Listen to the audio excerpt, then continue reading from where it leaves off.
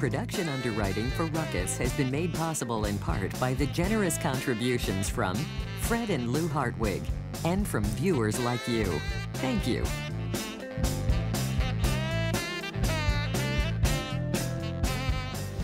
Welcome to Ruckus, our weekly food for thought fight over the news of the day and the trends of the times. I'm Mike Shannon, joined by the Ruckettes, Yael Abu-Hakka, editorial writer for the Kansas City Star, Gwen Grant, CEO of the Urban League, Mary O'Halloran, media and communications consultant, and returning to the panel tonight, Johnson County civic leader and columnist Steve Rose. In one of his recent Kansas City Star columns, Steve writes that he tends to butt out when there's a controversy on the other side of state line. But on at least one issue, he is willing to make an exception. He will likely make many more on tonight's program.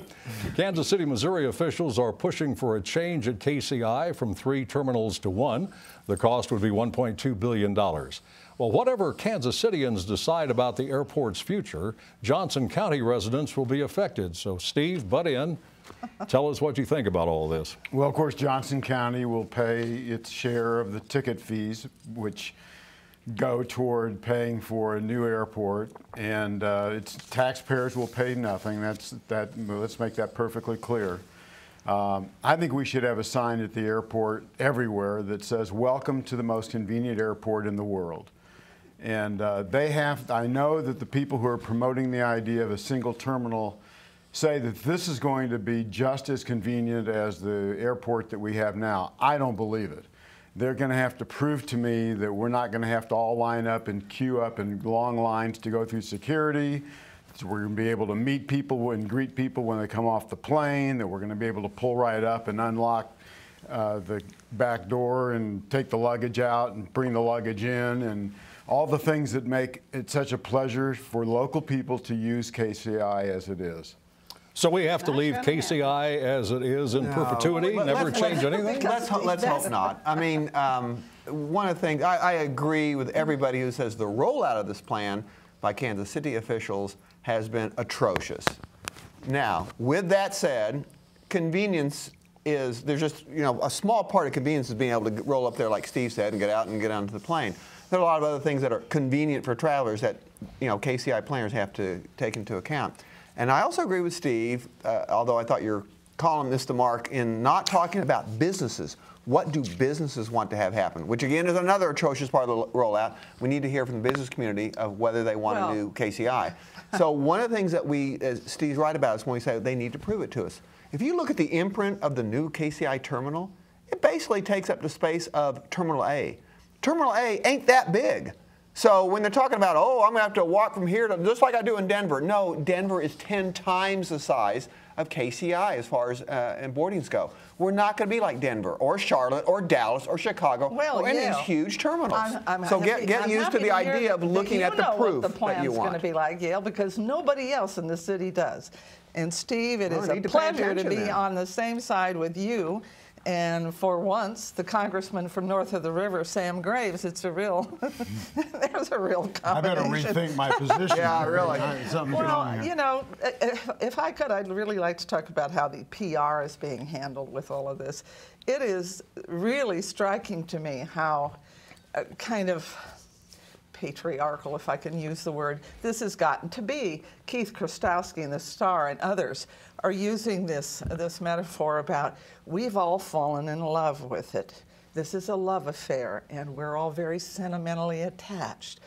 But all the boys that are going to make the decisions, and it's mostly gentlemen, including Yael, I'm sure, are hard-nosed, tough. They're not sentimental. They didn't fall in love with anything. They've got to look to the practical application of the latest technology to our airport needs. The problem is, none of that really is terribly relevant. It's PR baloney. When we really want to do something new, we didn't bulldoze the Union Station. We rehabbed it. We rehab our homes. You can't tell me there isn't one great architect in this town or company or firm that can't adapt and reconstruct that airport to fix some obvious needs that have been pointed out. And so I'm happy to be on the same side with Steve on this one. Gwen, what happened to that campaign that people had undertaken, the petition campaign to stop all of this? Well, they started a bit too soon. There was really no need for the petition. They got out ahead of themselves, which was, very interesting. So they have to wait to see for the, for the council to take some action.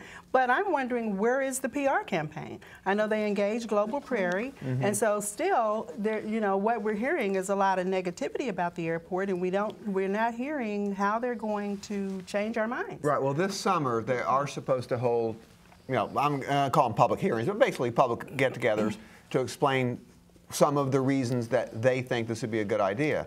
Now, once again, one of the things that we really have to take into account here is what's it going to be like 10 years from now, 20 years from now, 30 years from now? I mean, what is air travel going to be like? And it's going to be different from what it is now. We just don't know how, whether it's security, whether it's people who are going from one plane to the other. The thing that I keep hitting the KCI proponents on is, all right, this is really going to be so much better. Where are we going to get the benefits of it? Are they going to be more nonstops from here that businesses would love to have? Right. Then the business community will probably get behind it and go, okay, now show us how that's going to work. And then, oh, well, can we get out of our car, like Steve is saying, and walk 10 feet? Well, yes, you can. Here's how you're going to do it. That's what they need to explain. Steve, The community already is there. Steve, you were complaining already that Johnson Countyans really won't have a hand in the outcome of the election in Kansas City, Missouri, should one occur. Except, I think you added, there were ways, hectoring your friends, for one thing. Another, I suppose, would be helping finance any campaign that was developed to oppose it. Well, absolutely. I think that anybody from any county that's not going to be involved in a bond issue has the opportunity to donate to the campaign that's going to fight for, keeping KCI as it is. It could be modified some. There's no question about it. Mary's right about that. There really needs to be, if there are going to be a lot more nonstops because we're going to have a single terminal, prove it. Right. I'd like to know somebody I explain to me why that's true, and where we're going to get this excess traffic, and why everybody's going to be happier with it. They've done no polling, they've done no focus groups. No, they have done polling. It's not very good. Well, That's why they haven't told you about it. That's why you don't know about Is that the Jeff Rowe polling that you're talking about? Jeff. I don't know why they keep quoting Jeff Rowe And in the this mayor of stuff. the city needs to stop saying things like, I'm thinking about letting the citizens have something to say. Oh, gosh, Sly, think more about that. That's a very good idea. Well, but Steve, didn't you say that changing the airport might improve the image of Kansas City that visitors to the airport would have? yeah, I have to admit that the airport as it is, when you arrive there from out of town, looks like a rinky-dink airport. It does not give you, but I agree. but You're right. I don't think it's worth $1.2 billion and to give up all the convenience in order to give ourselves a little better image when people get off the plane. They're still going to come to Kansas City. They didn't come here because of our airport. They fly in because they have business to do or because they're visiting friends or family. And they don't come here. They don't What I come hear here from because people- we have an extra restaurant in our airport. But I hear from people coming into the city, it may look rinky-dink, but they like the convenience of it. You're They still right. like the fact that you're You're right right. there to greet them and you step right out and get in your car. They love KCI, it. They think it's rinky-dink cool. convenience. I can just see it there. It's- All right, we it's got to cool. move on. Let's stay with infrastructure and talk about I-35. For thousands of drivers and passengers, the I must now stand for infuriating or intolerable or inconvenient. A $29 million construction project near downtown is causing massive backups during peak driving hours, and no relief is in sight until 5 days before Christmas. Happy holidays. Motorists trying to escape the I-35 delays cause bottlenecks in other streets and roads as well. Compounding the problem, additional road projects are also underway. So why does this happen? Is it poor planning? Is it incompetence? Or is it just inevitable? It's inevitable because we have a love affair with our cars. We want to get around by cars. We'd like to be there 3 minutes ago. I drive on I-70 a lot to and from work, and there was work on I-70 2, 3, 4 years ago, and it was kind of a bottleneck. And then eventually now it's fine, and you get home in 12 minutes. I mean, the projects will help the congestion a little bit. The idea that downtown had to have all these projects all at once, yes, there's some questioning going on about that. However, when they're all done, and they're getting all done over in like a 12 to 18 month period, then everybody's going to go, oh, this is great. We don't have to worry about, you know, the next thing or the next one like that. I would say that, you know, transit supporters like myself always say, well, you know, wag their fingers at the car drivers. Hey, we have the most freeway miles per capita. We're spread out here, and then we funnel everybody downtown for, you know, 8 hours a day. Of course you're going to have delays like this. But I did a little research on, well, where do we stack up among other cities? Okay, we're 66th. 4 hours total, I believe, average, you know, congestion a year. Nothing compared with Los Angeles and all the other cities that are, some smaller cities than us have much more congestion. So Kansas City does not have that much congestion. Yes, we'll be infuriated by it. We'll complain about it, but it ain't that bad. I was surprised to read the story that said that evening events in downtown Kansas City were being affected. I would assume morning and afternoon rush hours, but evening events? Well, and then real quickly, that's good. I mean, all these people complain about, oh, I can find no place to park downtown. Well, that's great, because 5 years ago, there were millions of places to park downtown. Well, what about the effect on businesses? Does this kind of a delay have any effect on businesses in Kansas City, Missouri, even in Johnson County, Clay County? Well, I think whenever you have bottlenecks of traffic, it's going to affect businesses that are around that area. But this is a bit like somebody who's going in needs double knee surgery, and they have to decide whether they're going to do both knees at the same time or they're going to do one knee and come back later and do the other knee. Most people I talk to say, I'd rather get it over with. And I think that's what we're doing here. We're getting it over with. It is very painful. Business is going to be impacted. Certainly the drivers are being impacted. But when all is said and done, in December, when it's finished, it will be finished, and we can move on with our lives. All right, we have to move on now. So grin and bear it, I guess, is the advice that we would offer to irritated motorists.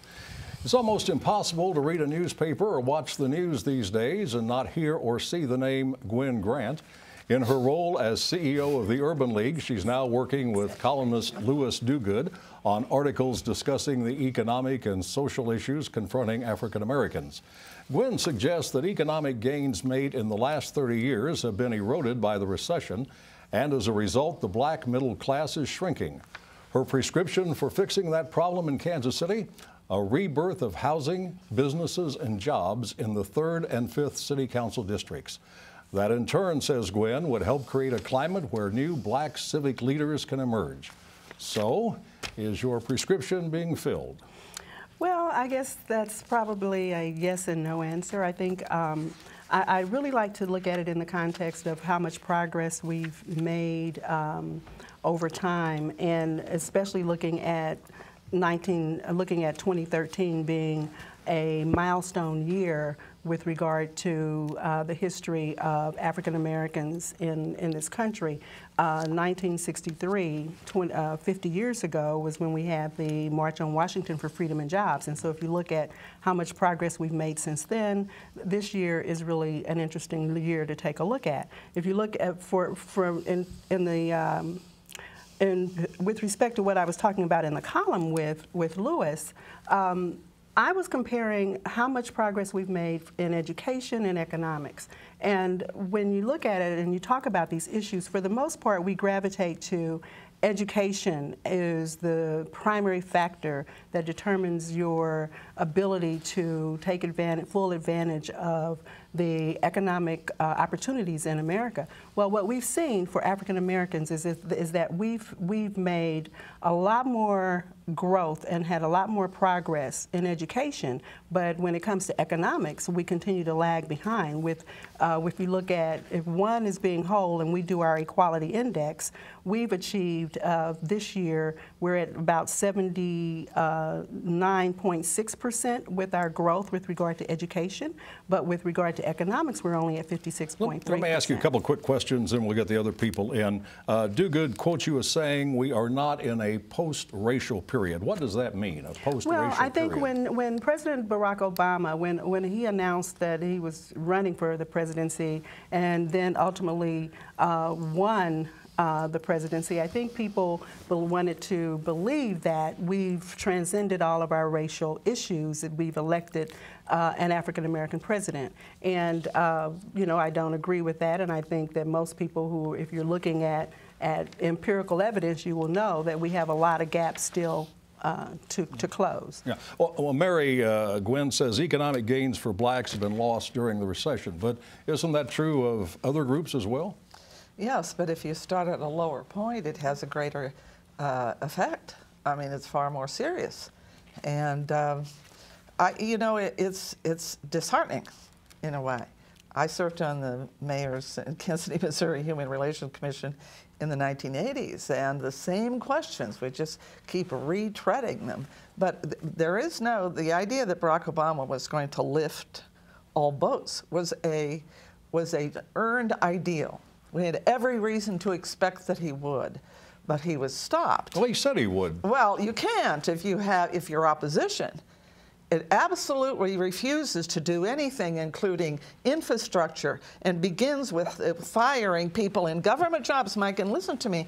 Black people have a listen to me. He got the biggest spending program in the history of America. But we have the worst economic crisis in America since the 1930s, and that's what caused the serious drop immediately. There's one aspect of this I didn't hear you say anything about, and that's the family structure. And I'd like to know, the family structure in the black family was completely different in the 50s, in the early 60s.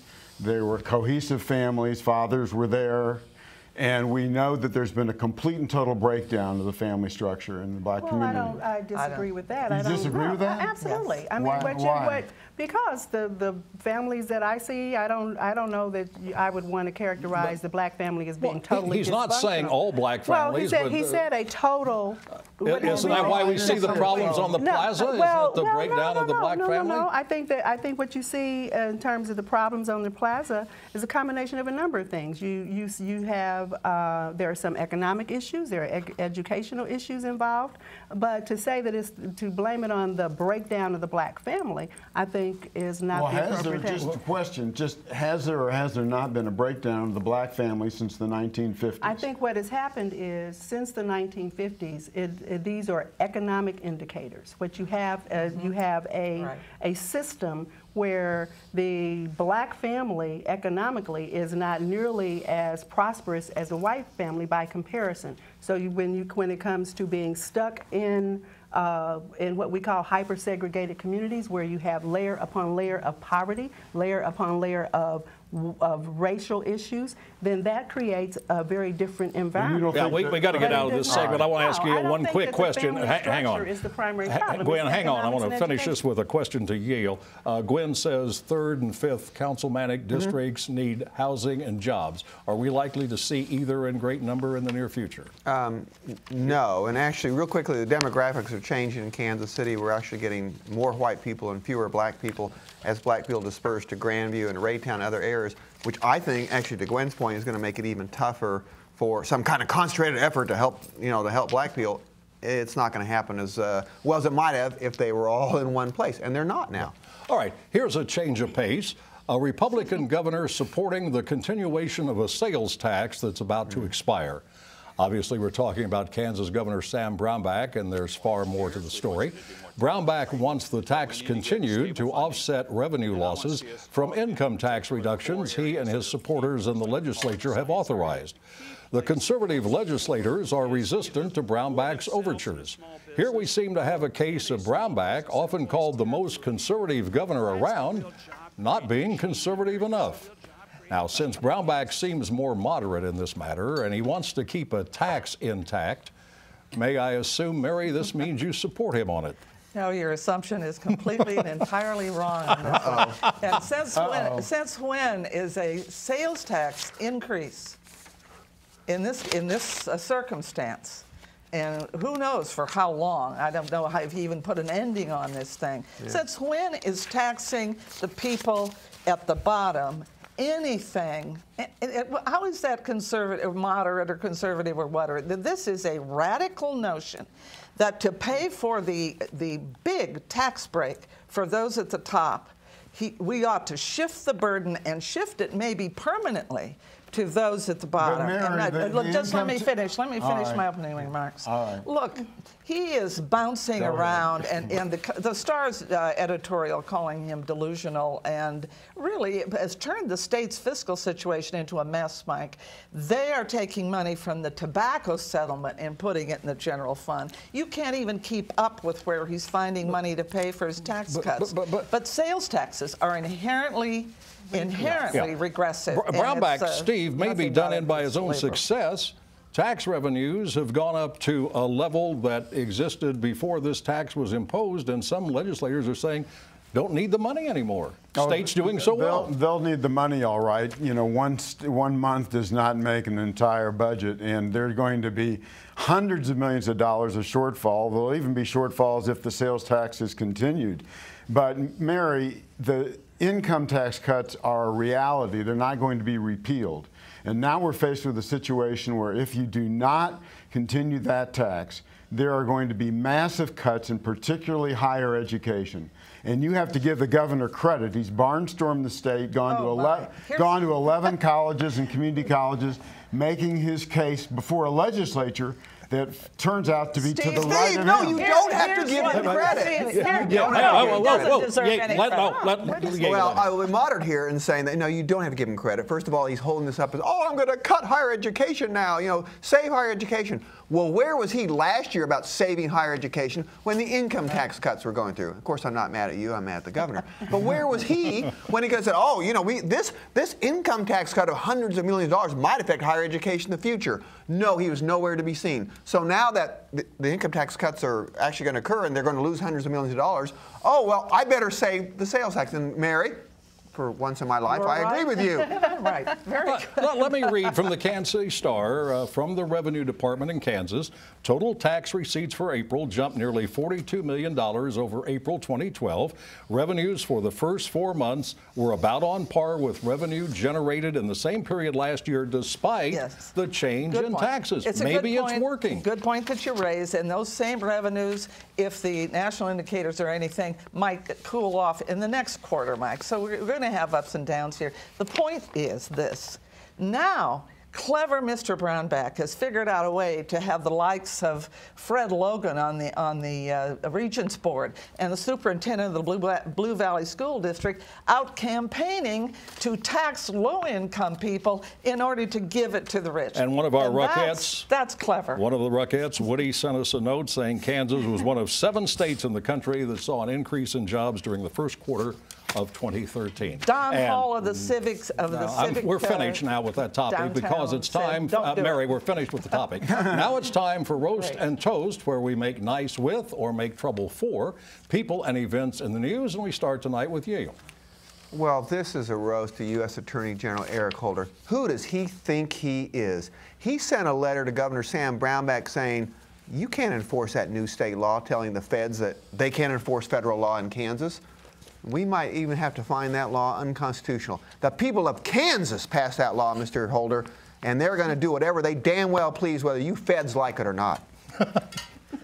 Well, I'd like to toast the over 200 parents and people with intellectual and developmental disabilities that gathered at the Olathe City Hall this week to protest once again the inclusion of those particular Kansans with disabilities in CanCare, Sam Brownback's great big wash your hands of everybody on Medicare plan and put them into managed care. This is an outrageous situation. He gave them a year to get used to the idea. Well, they're still not used to the idea, and I applaud you for not doing that. They're launching a $50,000 ad campaign in the state to get citizens to help them. It's time we did. And you made the point that's Medicaid, not Medicare. Excuse me, Medicaid, rather. Medicaid. I'd like to toast Congressman Emanuel Cleaver for having the wisdom to form the Brown Black Coalition a couple of years ago when Latinos and African Americans coalitions were feuding over redrawing the councilmatic lines during the 2010 census. As a result of that, we've come together to have this coalition called the Brown-Black Coalition that will be hosting on this weekend Congressman Luis Gutierrez, who will be here to talk about immigration reform at Penn Valley Community College Education Center on Saturday at 5:00 p.m. Like to see you there. Did you say the brown-back? Brown-black. Brown-black. Not brown-back. I'd like to toast Thomas McClanahan, who is retiring after 28 years, writing a fairly conservative column in the Kansas City Star, one that is unusual from the rest of the columns that are written. And he's had a very important voice on the editorial board. He will be missed, and his perspective will be missed. And you're going to be succeeding him, writing a Sunday column. Well, that's another story. Far right-wing column from Steve Rose. And in a shameless, self-serving toast, I will congratulate my wife and myself for 40 years of marriage to each other as of May the 5th. And from the words of a Hall & Oates tune, you're still the one who makes me laugh, still the one who's my better half. We're still having fun, and you're still the one. Cynics. And that's Ruckus for now. Join Nick Haynes for Kansas City Week in Review Friday evening at 7:30. Now for the Ruckettes and the Ruckus crew, thanks for watching and good night. Production underwriting for Ruckus has been made possible in part by the generous contributions from Fred and Lou Hartwig and from viewers like you. Thank you.